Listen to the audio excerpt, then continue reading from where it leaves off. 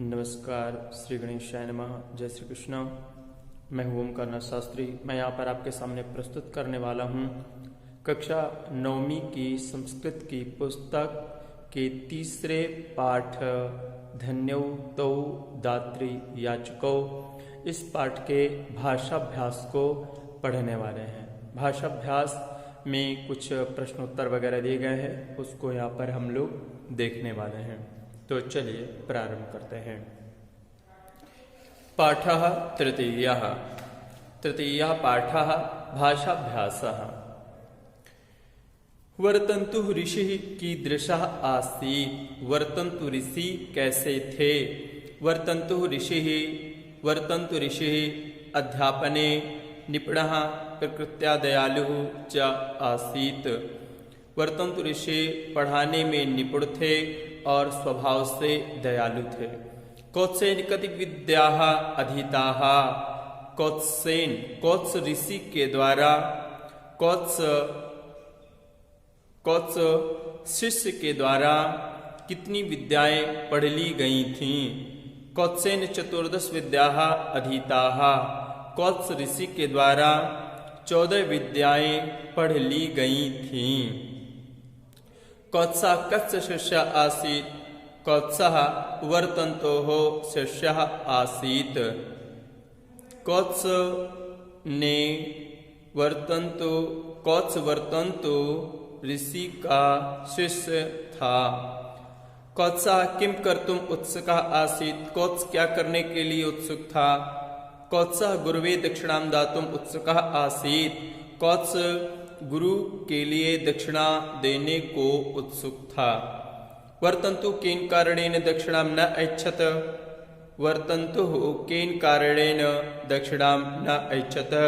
वर्तन्तु ऋषि किस कारण से दक्षिणा नहीं लेना चाहते थे। वर्तन्तु कौत्सस्य अध्ययनेन सेवया च भृशं प्रीतः आसीत्, अतः स कौत्सात् दक्षिणां न ऐच्छत। वर्तन्तु कौत्स के विद्याध्ययन से और सेवा से प्रसन्न होकर के माने प्रसन्न थे, अतः इसलिए वह वर्तन्तु ऋषि कौत्सात् कौत्स से दक्षिणा नहीं लेना चाहते थे। कौत्सात् दक्षिणां न ऐच्छत। कौत्सः किन कारणेन चिंताकुलः अजायत। कौत्स किस कारण से चिंतातुर हो गए। वर्तन्तवे गुरुदक्षिणां दातुं सुवर्णमुद्रिकाः कुतः आनेतव्याः इति विचारेण कौत्सः चिंताकुलः अजायत। वर्तन्तवे गुरुदक्षिणां दातुं वर्तन्तु को गुरुदक्षिणा देने के लिए, वर्तन्तु ऋषि को गुरुदक्षिणा देने के लिए स्वर्ण मुद्रिकाएं माने 14 करोड़ स्वर्ण मुद्राएं कुतः आनेतव्याः कहाँ से लाया जाना चाहिए। इति विचारेण इस विचार के द्वारा कौत्स ऋषि चिंताकुला अजायत चिंतातुर हो गए। कौत्सः कस्य समीपम गंतुम ऐच्छत। कौत्स किसके समीप गए। गंतुम ऐच्छत जाना चाहते थे। कौत्सः कस्य समीपम गंतुम ऐच्छत। कौत्स ऋषि किसके समीप जाना चाहते थे, कहाँ जाना चाहते थे। कौत्सः रघु समीपम गंतुम ऐच्छत, यतः रघु एव 14 कोटि स्वर्ण मुद्राः दातुम समर्था आसीत्। कौत्स रघु के समीप जाना चाहते थे। गंतुम ऐच्छत जाना चाहते हैं। कौत्सः रघु समीपम गंतुम ऐच्छत। कौत्स रघु के समीप जाना चाहते हैं। यतः क्योंकि रघु एव राजा रघु ही 14 कोटि स्वर्ण मुद्राः 14 करोड़ की स्वर्ण मुद्राएं दातुम समर्था आसीत् देने में समर्थ थे। रघु यज्ञस्य नाम किम। रघु के यज्ञ का क्या नाम था। रघु यज्ञस्य नाम विश्वजित आसीत्। रघु के यज्ञ का नाम था विश्वजित। कः स्वर्ण वृष्टि मकरोत्। किसने सोने की वृष्टि की। कुबेरः स्वर्ण वृष्टि मकरोत्। कुबेर ने स्वर्ण वृष्टि की। रघु कौत्सस्य केन गुणेन प्रभावितः। रघु किसके गुण के कारण प्रभावित हुए। रघु कौत्सस्य गुरु भक्त्या प्रभावितः। रघु कौत्स की गुरु भक्ति के द्वारा प्रभावित हो गए। रघु कौत्स की गुरु भक्ति के द्वारा प्रभावित हो गए। रघु कौत्सस्य गुरु भक्त्या प्रभावितः। रघु रिक्त हस्तः कथम अभवत। राजा रघु के खाली हाथ कैसे हो गए। रघु विश्वजित नाम्नि यज्ञे सर्वस्वदानं कृत्वा रिक्तहस्तः अभवत्।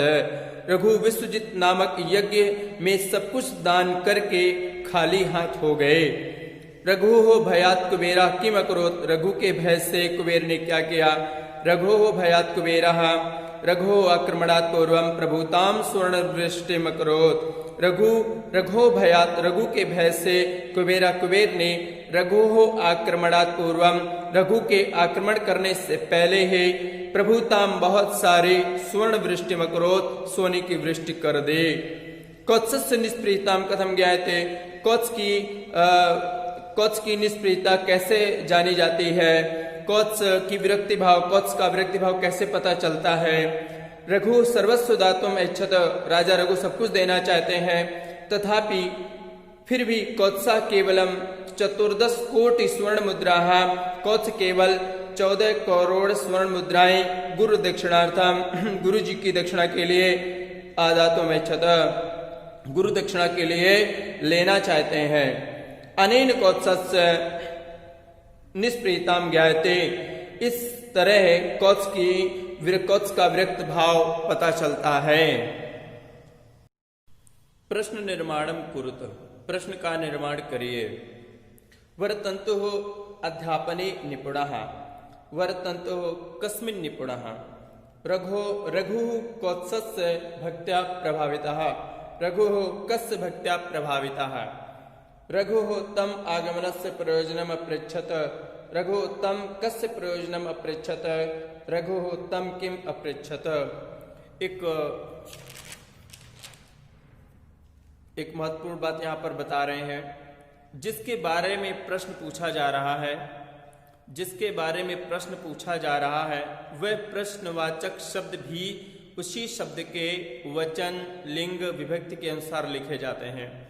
जिसके बारे में प्रश्न पूछा जा रहा है, वह प्रश्नवाचक शब्द भी, जिसके बारे में प्रश्न पूछा जा रहा है, उसी के बारे में, उसी विभक्ति के लिंग वचन के अनुसार ही वह प्रश्नवाचक शब्द भी रखा जाता है। जैसे वर्तन्तु अध्यापने निपुणः, वर्तन्तु पढ़ाने में निपुण थे। अब अध्यापने में प्रश्नवाचक शब्द बनाना है। प्रश्नवाचक के अध्यापने में प्रश्नवाचक शब्द लिखना है, तो क्या करेंगे। अध्यापने जिस विभक्ति का है, जिस लिंग का है, जिस वचन का है, उसी वचन लिंग के अनुसार ही प्रश्नवाचक शब्द उसी विभक्ति लिंग वचन के अनुसार रखा जाता है। वह प्रश्नवाचक शब्द भी जिस विभक्ति में कोई शब्द रखा जाता है, उसी शब्द में वह प्रश्नवाचक शब्द भी रखा जाता है। जैसे अध्यापने में सप्तमी विभक्ति है, तो कह प्रश्नवाचक शब्द है, का भी सप्तमी विभक्ति में ही रखा जाता है। इसलिए अध्यापने की जगह कस्मिन हो गया। कौत्सस्य षष्ठी विभक्ति का है, इसीलिए कह प्रश्नवाचक जो शब्द है उसको भी षष्ठी विभक्ति में रखते हैं। जो शब्द जिस विभक्ति, वचन, लिंग के अनुसार होगा, उसका प्रश्नवाचक बनाने के लिए वह प्रश्नवाचक शब्द भी उसी शब्द के लिंग वचन के अनुसार रखा जाता है। यदि पुल्लिंग में है कोई शब्द, उसका प्रश्न बनाना है, तो वह प्रश्नवाचक शब्द भी उसी पुल्लिंग में रखा जाएगा। यदि कोई शब्द स्त्रीलिंग है, उसका प्रश्नवाचक बनाना है, तो वह प्रश्नवाचक शब्द भी स्त्रीलिंग में ही रखा जाएगा। यदि कोई शब्द नपुंसक लिंग में है, उसका प्रश्नवाचक बनाना है, तो वह प्रश्नवाचक शब्द भी उसी नपुंसक लिंग के लिंग वचन के अनुसार रखा जाएगा। तो चलिए यहाँ पर देखते हैं। वर्तन्तु अध्यापने निपुणः, वर्तन्तु ऋषि पढ़ाने में निपुण थे। अध्यापने में प्रश्न निर्माण करना है, तो कहा माने क्या। अध्यापने सप्तमी विभक्ति का रूप है, तो यहाँ पर कहा भी सप्तमी विभक्ति में रखा जाएगा। तो कस्मिन। कौत्सस्य, रघु कौत्सस्य भक्त्या प्रभावितः, राजा रघु किसकी भक्ति से प्रभावित हो गए। तो कौत्सस्य षष्ठी विभक्ति में है, तो जो प्रश्नवाचक शब्द होगा वह भी षष्ठी विभक्ति में ही रखा जाएगा। तो कस्य, रघु कस्य भक्त्या प्रभावितः, रघु किसकी भक्ति से प्रभावित हो गए। रघु कौत्सस्य भक्त्या प्रभावितः, कौत्स की भक्ति से प्रभावित हो गए। अच्छा, रघुतम आगमनस्य प्रयोजनम अपृच्छत। रघु ने उसके आने का प्रयोजन पूछा। आगमनस्य, यहाँ जो आगमनस्य है वह षष्ठी विभक्ति में है, तो जो प्रश्नवाचक शब्द है वह भी षष्ठी विभक्ति में ही रखा जाएगा। तो कस्य, कस्य जो है षष्ठी विभक्ति का है, कहा शब्द है और उसी के अनुसार यहाँ पर षष्ठी विभक्ति में रखा गया है। आगमनस्य के अनुसार का को षष्ठी विभक्ति में रखा गया है। रघुतम आगमनस्य प्रयोजनम अपृच्छत। रघुतम कस्य प्रयोजनम अपृच्छत। रघुतम किम अपृच्छत, दोनों तरीके से हो सकता है।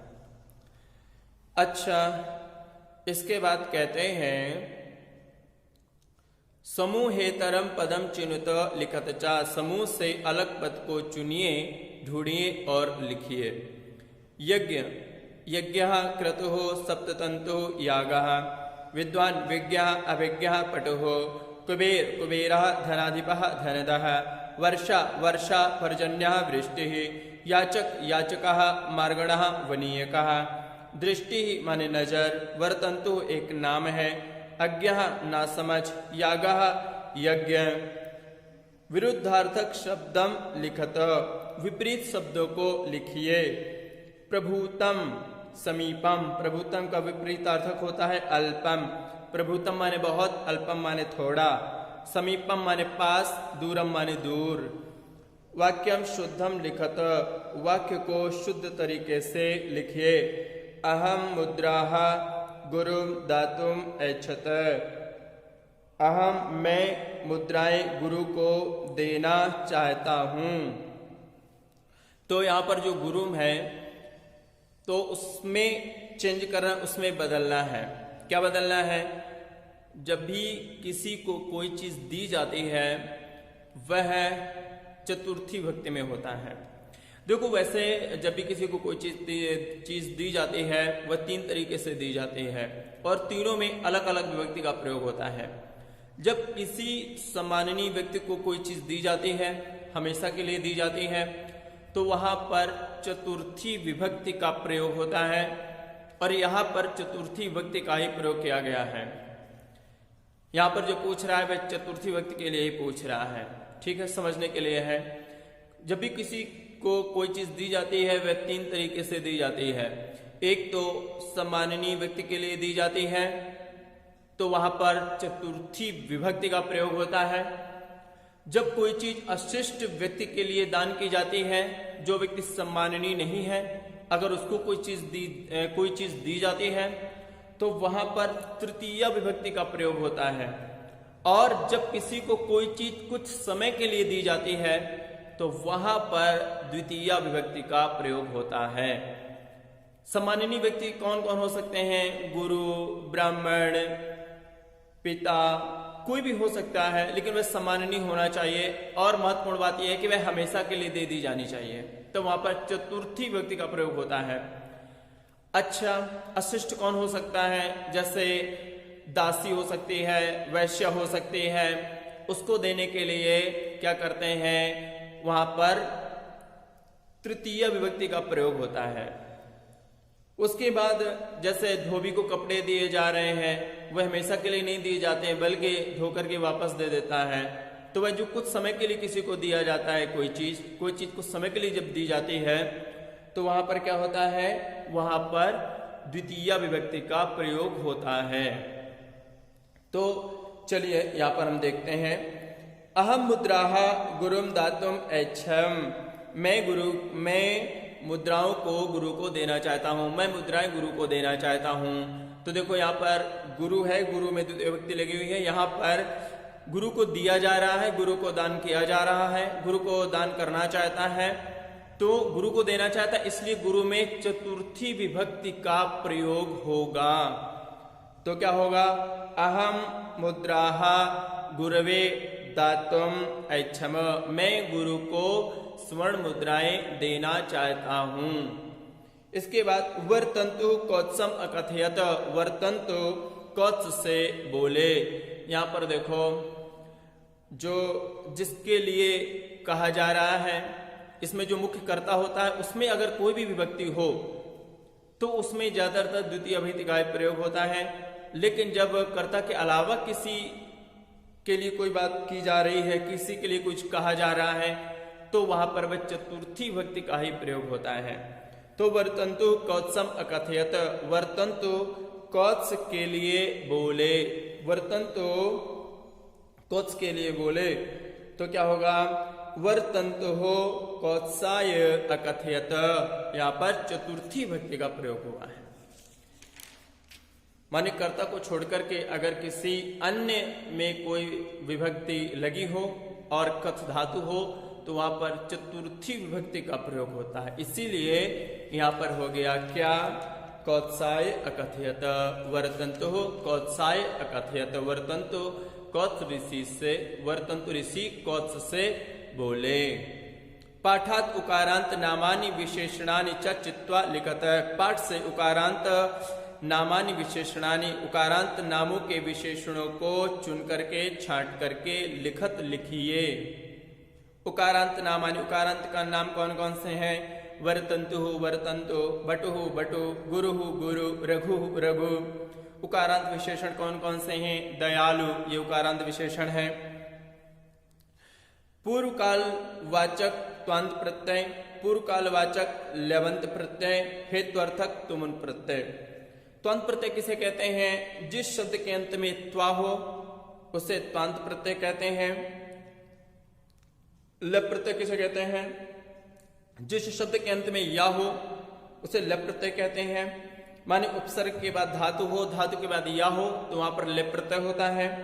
तुमुन प्रत्यय किसे कहते हैं, जिस शब्द के अंत में तुमुन हो, लास्ट में अंत में तुम शेष रहता है। जिस शब्द के अंत में तुमुन हो, शब्द के होते धातु, जिस धातु के अंत में तुम हो वह तुमुन प्रत्यय कहलाता है। जैसे पठ में तुमुन प्रत्यय हो गया तो पठ तुम हो गया। जिस शब्द में, जिस धातु में तुम शेष बचता है वह तुमुन प्रत्यय कहलाता है।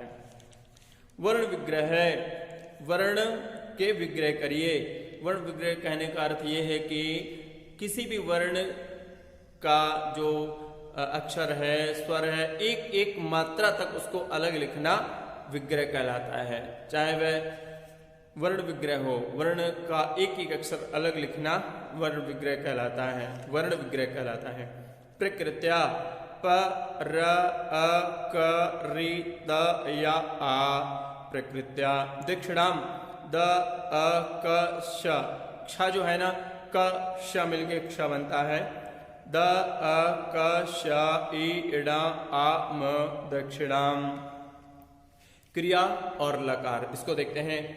आनय लोट लकार आज्ञा देने के अर्थ में होती है। लिखत लोट लकार आज्ञा देने में है। अकरोत लंग लकार भूतकालवाचक। अभवत लंग लकार। ज्ञायते लट लकार आत्मनेपदी। ऐच्छत विधिलिंग लकार। अपश्यत लंग लकार। अपृच्छत लंग लकार।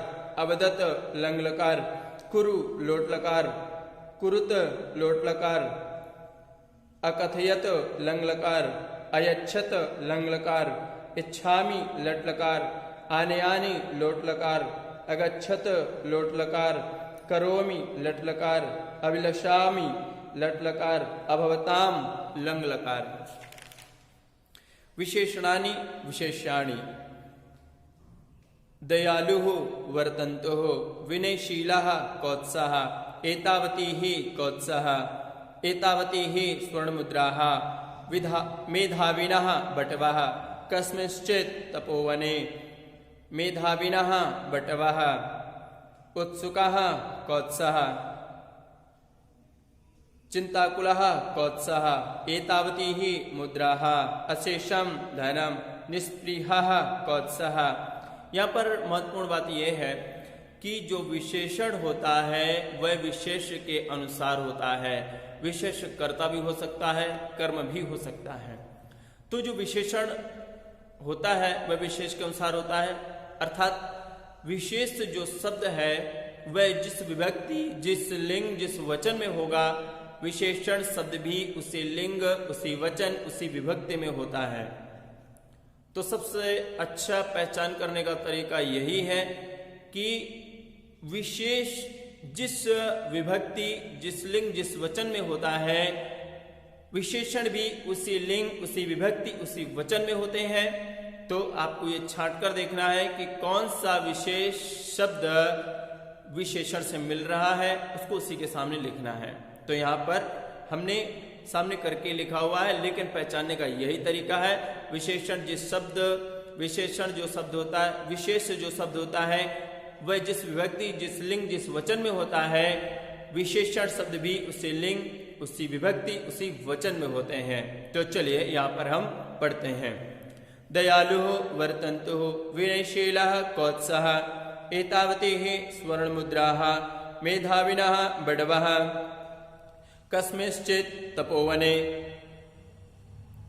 मेधाविनः बटवः उत्सुकः कौत्सः चिन्ताकुलः कौत्सः एतावतीः मुद्राः अशेषं धनम निस्पृहः कौत्सः। इसके बाद देखते हैं वर्ण विग्रह में वर्ण को स्वर से अलग करके लिखा जाता है, जो कि हम पूर्व में देख चुके हैं। तो यहाँ पर एक और देखते हैं, यज्ञशाला। एक शब्द देखते हैं, यज्ञशाला। या आ ज न अ श आ ल आ यज्ञशाला। त्वया विद्या अधीताः। निम्न प्रत्यय जिस धातु में लगे होते हैं, निम्नलिखित प्रत्यय जिस धातु में लगे होते हैं, उन धातुओं का कर्ता तृतीय विभक्ति में रखा जाता है। महत्वपूर्ण बात है। निम्न प्रत्यय, यहाँ पर जो प्रत्यय दिए गए हैं, वह प्रत्यय जिस लिंग, यहाँ पर जो प्रत्यय दिए गए हैं, वह प्रत्यय जिस धातु में लगे होते हैं, उस धातु का माने उस क्रिया का कर्ता तृतीय विभक्ति में रखा जाता है, तथा ये वाक्य कर्मणि वाच्य कहलाते हैं। कर्मणि वाच्य माने पैसिव वॉइस कहलाते हैं। और ये जो प्रत्यय दिए गए हैं, इनसे बने जो शब्द होते हैं, इनके शब्द रूप भी चलते हैं। तो चलिए यहाँ पर हम लोग देखते हैं। तव्यत, तव्य, अनियत, यत, त, क्षत्रि, ये प्रत्यय जिन धातु में लगे होते हैं, वे धातु, उन धातुओं का जो कर्ता होता है वह तृतीय विभक्ति में रखा जाता है, और वह तृतीय विभक्ति में रखा हुआ कर्ता और वह समूह पूरा वाक्य कर्मण्य वाच्य कहलाता है। तो चलिए देखते हैं। तव्यत प्रत्यय जो होते हैं, उनके भी शब्द रूप चलते हैं, माने इन प्रत्ययवाची शब्दों के शब्द रूप चलते हैं। तो देखते हैं कौन से प्रत्यय का शब्द रूप किस प्रकार चलता है। तव्यत वाची प्रत्यय से बने हुए शब्दों के शब्द रूप चलते हैं। पुल्लिंग में राम के समान, स्त्रीलिंग में रमा के समान, नपुंसक लिंग में फलम के समान। तव्य का रामः रमा फलम, अनियर का रामः रमा फलम, यत रामः रमा फलम, ता रामः रमा फलम। क्षत्रि प्रत्यय के शब्द रूप चलते हैं। पुल्लिंग में भगवत के समान, स्त्रीलिंग में नदी के समान, नपुंसक लिंग में जगत के समान। इन सभी प्रत्ययों के शब्द रूप चलते हैं। अब देखो उदाहरण में देखते हैं। जो ऊपर हमने देखा उदाहरण, त्वया विद्या अधीताः। अधीताः जो है, अधि उपसर्ग पूर्वक इंग धातु है। इंग का अर्थ होता है अध्ययन करना, पढ़ना। अधि उपसर्ग पूर्वक इंग धातु में तप प्रत्यय लगा हुआ है और अधीताः शब्द बना। अधीताः क्रिया का कर्ता तृतीय विभक्ति में रखा गया है, अतः यह वाक्य जो बना त्वया विद्या अधीताः, यह वाक्य कर्मणि वाच्य कहलाता है, कर्मणि प्रयोग कहलाता है। माने इन प्रत्यय से बने हुए जो शब्द होते हैं, उन शब्द का कर्ता तृतीय विभक्ति में रखा जाता है और ऐसा पूरा वाक्य कर्मणि वाच्य कहलाता है। आप कहीं पर भी देखें जिसमें कर्ता तृतीय विभक्ति में हो और क्रिया में ये प्रत्यय लगे हुए हो, तो वह वाक्य कर्मणि वाच्य कहलाता है। ये सबसे अच्छा तरीका है पहचानने का। कर्मणि वाच्य को, कर्मवाच्य को पहचानने का सबसे अच्छा तरीका है ये। आगे देखते हैं। संधि विग्रहम कुरुत, संधि विग्रह करिए। प्रीतोस्मि, प्रीतः अस्मि, यहाँ पर विसर्ग संधि है। किस सूत्र से? अतो रो रप्लुता दप्लुते सूत्र से हुआ है। विसर्ग के बाद कहीं अगर, विसर्ग के बाद अगर स्वर हो, स्वर में माने आ हो, छोटा आ हो, तो विसर्ग को ओ हो जाता है और आ को अवग्रह हो जाता है। किस सूत्र से? अतो रो रप्लुता दप्लुते सूत्र से। अगर विसर्ग के बाद, अगर विसर्ग के बाद कोई व्यंजन हो तब क्या होगा? तो वहां पर हसिच सूत्र से विसर्ग ओ हो जाता है। तो नेच्छामि, न इच्छामि, नेच्छामि स्वर संधि है। सूत्र कौन सा है? गुण संधि। यहां पर गुण संधि हुई है और आद गुणः सूत्र है। दे दातुम ऐच्छत यहां पर संयोग संज्ञा हुई है। द्वावपि दो अपि अयादि संधि हुई है। स्वर संधि का जो दूसरा भेद है, स्वर संधि का ये भेद अयादि संधि हुई है। सूत्र है एचोय वायावः। संधि कुरुतः संधि करिए। पूजनीयो अभवताम पूजनीयाव भवताम अयादि संधि हुई है। अहम अन्यत्र यहां पर संयोग संज्ञा हुई। तव एव तवैव यहां पर वृद्धि संधि हुई। समानार्थक शब्दान चित्वा लिखत समानार्थक शब्दों को लिखिए। स्वभावेन प्रकृत्या अतीव भीषम आकर्ण्य श्रुत्वा प्रसन्नः प्रीतः वचनम वचः कुशलः निपुणः। माध्यम भाषया उत्तरम लिखत माध्यम भाषा के द्वारा उत्तर लिखिए। कौत्सस्य के गुणाः गद्यांशे दृश्यन्ते कौत्स के गुण को गद्यांश में दिखाइए। धन्योक्तौ दात्री याचको शीर्षकस्य यथार्थता स्पष्टीकृत। धन्य है वे दोनों दाता और याचक। शीर्षक को इस शीर्षक को यथार्थता के साथ स्पष्ट करिए। तो यहाँ पर हमने तीसरे पाठ के भाषाभ्यास को देखा। अगली बार मिलते हैं हम अगली विषय वस्तु के भाषाभ्यास के साथ। तब तक के लिए आप सभी लोगों को नमस्कार।